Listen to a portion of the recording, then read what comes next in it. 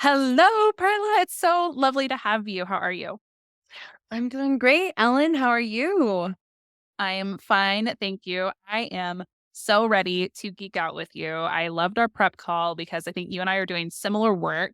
So you're one of the first people where our work was a little bit more one-to-one. And then all of these ideas you brought with you have really given me something to think on. So I'm excited to talk through this and share it with the audience. First, do you want to give us just a little bit of background about how you wound up where you are at Mixpanel? Yeah. So, really quickly, I essentially started my career in marketing in real estate marketing. It was a fun transition away from my biochem studies. My mom was in real estate. She's a broker. I was by association kind of pulled into the world of how do I generate more leads for the business, and she was always being self-employed. And so I fell in love, made it my career. I then realized real estate is not what I wanted to stay in long term.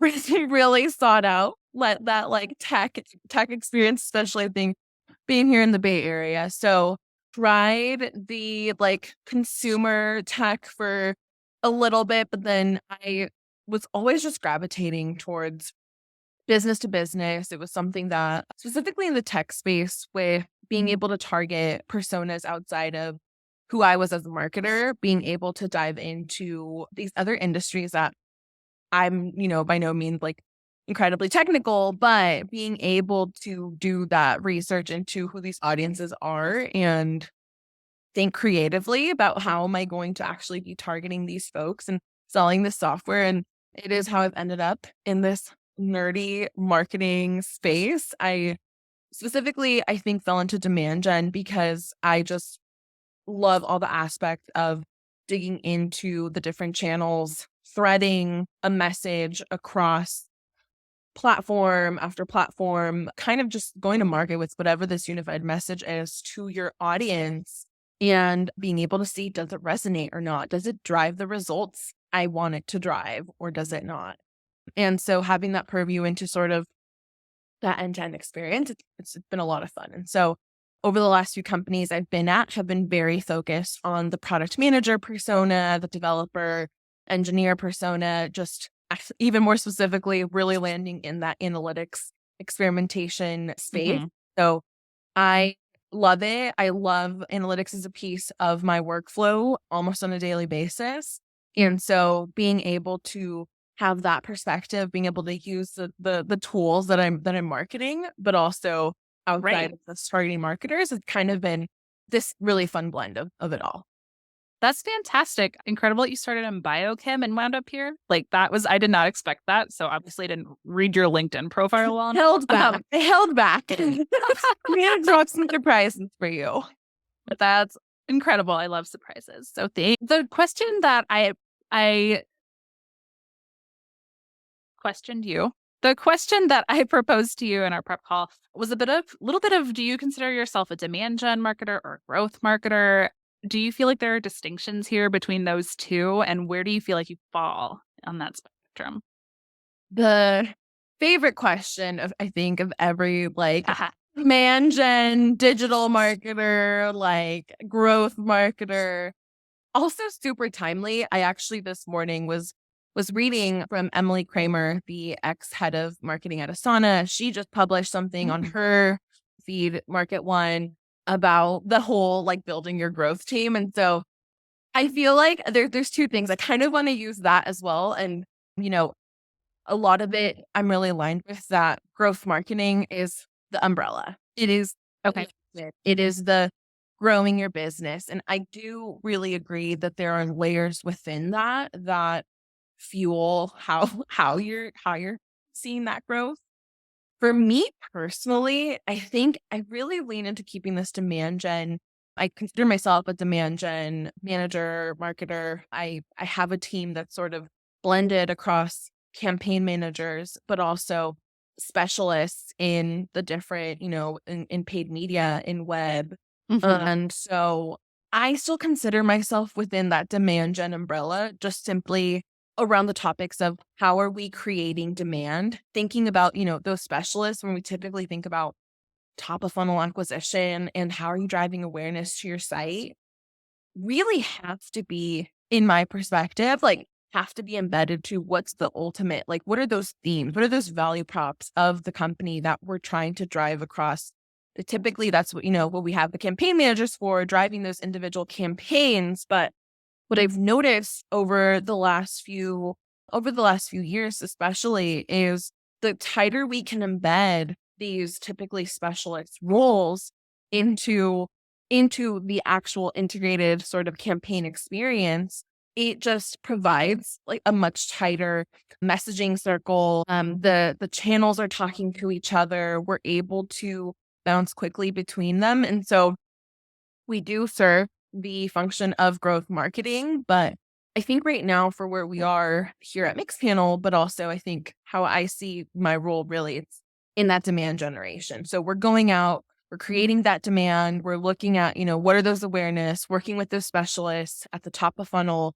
Where do we really lean into the awareness stages as well? So it's like unaware, problem aware, solution aware, so on, so on. And so we kind of are starting to build out what does that look like at each of those phases. And it's the benefit of we can add that campaign manager piece into, Yeah. okay, how do we just take this and just thread it across? That's what we're experts in. And so that's where I really see it. And I think there's never going to be a right answer. I think it just always depends on the business. And Totally. it's really cool to see how it's really evolving. I mean, 5, 6, 7 years ago, I would have just said I'm a digital marketing manager because I look at Right. all our online channels like that doesn't Yeah. happen. So, I even feel like demand gen is relatively new, like to the scene as far as like, it's like, I'm a digital marketer. What else is there? And now we've just some names for things and we're kind of like making it a practice, right? Which is why we wanted to label it something else. I yeah. want to kind of right at the end here, you hit on something that I think a lot of marketers get very catch 22 chicken and egg with, which is do you start campaign and then go channel? Or do you figure out what to do in a channel and hope that it loops around back into a campaign? Like, how do you kind of frame that or think about it without just spinning yourself in circles? Yeah. A few ways. I think it always starts choose one and just lean into it. Aha. Whatever you That's want like, to do. that's just like a tricky way of saying it depends. You found a Yeah, new I way. know. I mean, because it depends, right? If I was going into a company that, didn't have these channels kind of already fleshed out Uh-huh. and you're kind of starting from scratch, you want to build the campaign based on who is your customer, who's your ideal customer profile, what are they interested in, how are you going to get those value messages across, build the campaign with the channels in mind. The reality when you start at a company is you're typically walking into some level of channels already having been built out, loose campaign themes, maybe no campaigns at all happening. And that's actually in some way like what I walked into kind of coming into Mixpanel now a year actually, where we had a lot of things just always on across our different channels. And I actually think one of the main reasons why they brought in a demand gen lead for the company was we really just needed a way of like, we have these channels, we have these emotions happening, what does it actually mean to our user? Like Mm, how does it actually, how do we know if the message that we're going and putting out across these different channels is the right one, is one that we want to stand behind, is one that we want amplified, so on and so forth. But yeah. that's kind of where it depends because reality is you come in and you see the channels, then you're kind of looking at, all right, let's look at that positioning. Let's look at our personas. Where are we seeing that alignment? Where are we seeing misalignment? And then also just sometimes like just people, it's that breaking down silos. I think that's the Hmm. other piece. It's for me walking into the role at Mixpanel, I acquired a team of 3 growth marketers and everyone was sort of running their different stages of the growth Oh, cycle. And how do we get that under one? And I think that's also why I'm like, yes, demand gen is growth marketing. Growth marketing does not equal demand gen, but right. that's Fair. that, you know, we can come in have a demand gen person kind of come and like bring these growth marketers together who are typically, only attacking one part of the funnel or whatever you want to use, funnel, flywheel. But I think at the stage of the company that we're at here at Mixpanel, that's not enough for us to be able to go and just like see that escalated growth and like capturing that demand, because Mhm. we hit that diminishing return of like, okay, what's next? Because I can only be putting out so many evergreen ads out to drive Right. signups. Yeah. And I think that all very much relates into that original question of like you can start a bit with what you have, but if you are too siloed within your channels or too siloed within your state, a little bit of the left hand doesn't know what the right one is doing. How do you bring all of that back together? And what you're trying to do is make something that's a lot more holistic in order to start to be able to streamline things, work toward the same goal, make sure that we're all like running the same marathon. I'm gonna try to find about 5 more metaphors before I stop We're gapping the marketers. trap this We time. we we get endless one. Right. So Great. so I think what you were talking about with kind of like understanding the beginning of the funnel, middle of funnel, everything like that. One of the things, again, from our prep call that has just stuck in my brain, and it's a little bit of this reframing of the demand gen role that has helped me, I think, even going forward, do better with demand gen, which is that it's more about the discoverability of your product than it is necessarily generating demand. And maybe it's just that to me, discoverability is a lot more tangible. But what you said about knowing your customer and kind of knowing where they play in the channels that they're going to be using, mixed with the discoverability, I think it starts to make a lot of sense as far as allowing you to choose the right channels, run the right campaigns, and maybe even say goodbye to some channels, like finding out where it is that your key personas are playing, choosing those and moving forward with that. So I did not just sum it up. We had a great chat about it. So talk me through this idea of discoverability A and million what it percent. all encompasses. That was a really great summary of like of the TLDR of the conversation. And just like, again, I really quickly want to add into that why what it kind of goes back to like the first question where we started of, why demand gen, why not growth marketing? They're embedded. You can't have a reason to really pull in those specializations of like your performance marketer and your web marketer is because that this discoverability is that create demand, right? Discoverability Right. is you want to go and like people don't know about you. How do you create demand? Discoverability brings it down one layer into how do you do that? What do you Right. demand? And I think that's what we were talking about in our prep call. And I don't know who said discoverability in the planning conversations I was having a few months ago with our marketing leadership team, where we were kind of going through thinking about what do we want to prioritize for this fiscal year. The the word, I don't know if it was, I think my VP of marketing, Lauren Volpe, she was saying, discoverability as a bet. And so Oh, when cool. I heard that, I was like, holy cow, like discoverability. Discoverability is like the reason of, it is a focus now for us to be like, okay, if the way that we want to commit to creating this demand in our FY24 plan is through showing up in the channels where our ICP is already, living their day-to-days in, we're Yeah. becoming discoverable. That allows for us to put together a tangible plan of like, okay, now we know we want to invest in these online forum communities. We want to invest in these keywords, in these third-party blog posts, in XYZ of Mhm. what does it take for us to actually be creating that demand. And then the second piece of why discoverability as a bet for us here at Mixpanel just really stood out to me. The second piece is discoverability is a distribution problem. And another thing that really has been kind of like in I those like that. circles of our like marketing, like my LinkedIn feed is just all like marketing advice and like B2B Oh, marketing, yeah. like all the goodness. I love and have so much respect for so many of these marketing thought leaders, but again, how do you make content distribution like an actual tangible thing of like, how do I put this in my plan? And after, this concept of discoverability kind of was coming from my VP of marketing, it was like, oh my gosh, like we have a discoverability problem because we have a distribution problem. Yeah. Because there are key pieces that are like, this, thought leadership blog was created for our ICP, maybe even like featuring, a customer, someone that is our literal ICP, Yeah. that like tangible advice and feedback. But we're not following through with a distribution plan. We're not following through with, how does our top Right. funnel awareness ads look?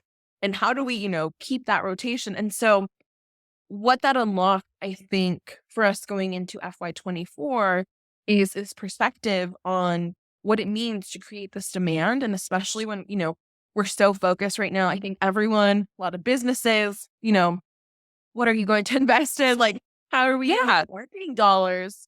For us, we're really excited to just kind of be fully in on what does it mean for us to create demand, and really we've built out our plan within that discoverability bet of the different channels and how we're going Yeah. to for our users where they are. Yeah. And I like the discoverability bet because I think that's how a lot of people think about marketing before you have data. You kind of just have to hedge your bets that something's going to work out. If you phrase it as discoverability of where your audience is, it makes you a lot more confident because you're thinking I guess it's almost another way of just like putting the customer back at the center, which is what a good marketer would do anyway.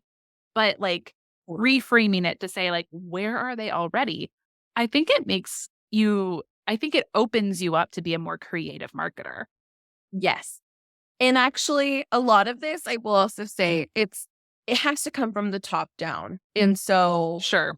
we kind of Always. have this, we do have, kind of the hardest job of we're on the path to customer excitement. Like that is the literal like track of what we're on. Love It is under this that. excitement track. But what we're really, looking for it to do for us in our plans is like this is what we need to unlock ourselves from like take the swings, like do the Okay. things that are like Yeah. best in this discoverability bit and like just get really good at it. Yeah. And I think too, kind of just looping it back to that campaign channel idea and like, what are you going to do? If you show up and you're like, well, we have to have these channels, your brain goes into what channels are available. You default into like, the basics of LinkedIn and email and everything else. And I think taking Mixpanel, for example, you mentioned to me that like Stack Overflow winds up being a great channel for you because that's where a developer might go with questions. So if you can go into those forums and start to just be present and say, here's your, so like provide value. Here's the solution to whatever the question was. By the way, Mixpanel can do this. Like, hey, I work at Mixpanel, reach out. Or I think I've even seen you on LinkedIn in some comments just being like, hey, I saw that this was a problem. Did you like actually reply to someone who's like, I'm a Mixpanel customer and nobody got back to me? And you're like, Yeah. oh, my bad. Yeah. But showing up. Yeah. Community as a whole is actually something that, again, has shifted into being a company-wide, like, bet, Oh, cool. essentially. Our customer support team has it officially on their roadmap, like, they're the ones that are going to be taking over our Stack Overflow. Like, it is now Oh, part of, like, cool. their priority. That's a We big shift. Oh, yeah, it's huge. It's I mean, it's incredible. And, we know that's where our customers, our ICP is, and, like, being able Yeah. to actually have the right people, the experts, I Right. 'cause I mean, That no, but you I know think Yeah. sorry to talk over you, but I think Oh, that's the cool thing is like you identified this place where everybody is. If you owned it as the marketer, what would you be doing? Going to ask what the answer is. And totally. instead, you've empowered them to say, this is a big part of keeping Mixpanel going. I want to own this too. I want to be involved in this. That is cool. Like that's like shifty, not shifty. What's the word? Monument, seismic? I think seismic. Like that's a bit of just like, what? Let's move this over here. That's cool. Like it's Yeah. Perla, that's a And marketer's well, dream. it wasn't, I do want to say it wasn't just me, like this is very much Of like, course. even in conversations like with our executive team, like they are very, I will say, like, that's really one of the exciting parts. They're just really looking holistically at Mhm. how can we just make this better for our customers. And even if that means support, like, yes, Stack Overflow is part of what you do. Okay, you know, everyone else, like, how do we get a social tiger team? Like, of the places that we need to Yeah. people are asking questions, like, we have some employees that are very active online. One of the things as part of this discoverability bet on my side is really engaging with the right partner of an agency to be like, okay, how do we build this guidebook for like, how do we, show up as at Mixpanel helping Mm, people, but also how do our employees show up yeah. as representatives of the company, because they're so eager and, because there's community online. I think for us, part of this discoverability is that community no longer is just our Slack community, which that within Right. itself is its own Oh my gosh. incredible, like 5,500 like users in the Slack community, just like talking, asking questions, learning from each other. That is its own thing. But yeah, marketing, what can we do we know that our communities are also online and in person. I have my global field marketing Yeah. peer, she's thinking about the community in real life aspect of it. Also online, but just like all around this topic of just how do we show up for our users, for our customers. I like that it's even shifting the field marketing to where you need to understand what the right avenue is. Like, where should you be showing up? And I think that's maybe a good metaphor overall of like, if you have been a field marketer, it's been a constant game of which is the right event to attend, which one should we sponsor, which one overlaps with our persona the best. And even that can feel like a bet sometimes. But so what you're doing is just kind of taking that idea and putting it across the whole of your top of funnel efforts. So super cool. I love all the things about this. And I think Forever. We could talk forever. I think we could. I can't remember what time we started this, but I do think we're like kind of approaching on time and I have I like know. I just half of our outline left. But that's okay. The other half of our outline, which I think we could hit on really fast, just because I do think this is also cool, is the data side of things. So we've been able to do our discoverability. And you, I think, if I'm remembering correctly, when you came in on Mixpanel, you were kind of handed something that you realized you needed to scrub up this data in order to start seeing what your actual contributions were, where the gaps are, what is or isn't working. So walk me through what that looks like, if even if someone were to find themselves in a similar situation, maybe what would you recommend that they do? Yeah.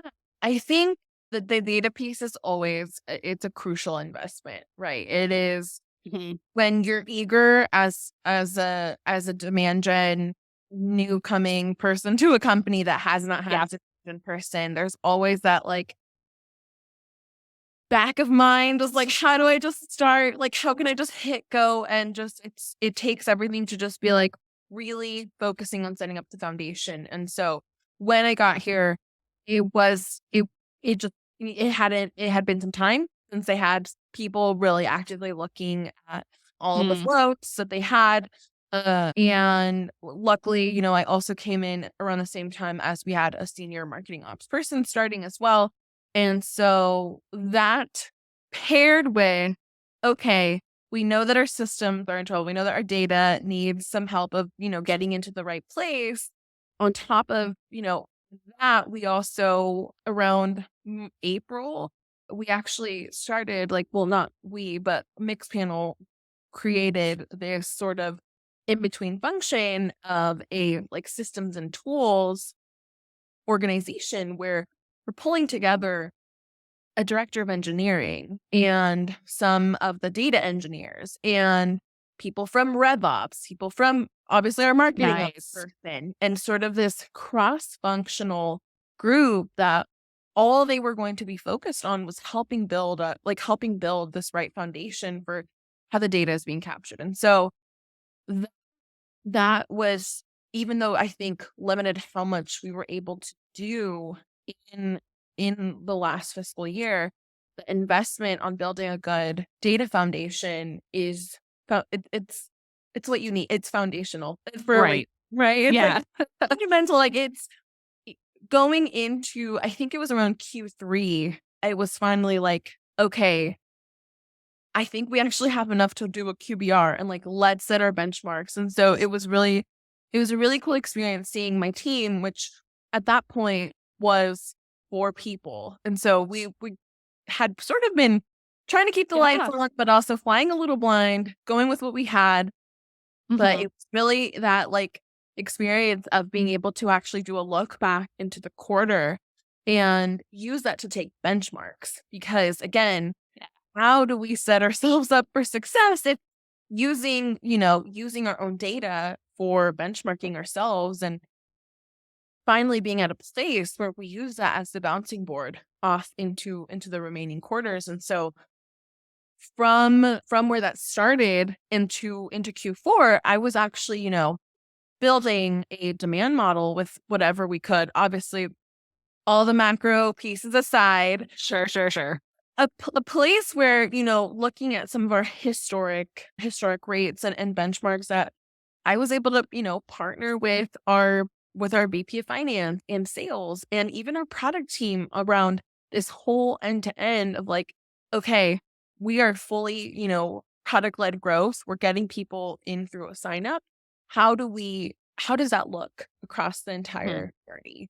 And how many net new logos do we want to all be aligned on so that it's like, there's no confusion. There's no marketing. Where's hand raisers? Like Right. sales is in the room. They know that now, they saw the data, they saw the historical correlation from our signups to hand raisers. They feel bought into this plan. And so I think that's just what data unlocks for you. Right. And so bringing it back to this whole data journey, it's really so that everyone feels bought into the plan. And so that even with, I think for me, even knowing that things will change, that this model will be wrong. We want it to be wrong because it at least is giving us a starting point. Oh, I love that you want it to be wrong, but I think what you just summed up is exactly why I wanted to make sure we snuck this in under the wire, right? So everything you just talked about is what will help you be successful, improving your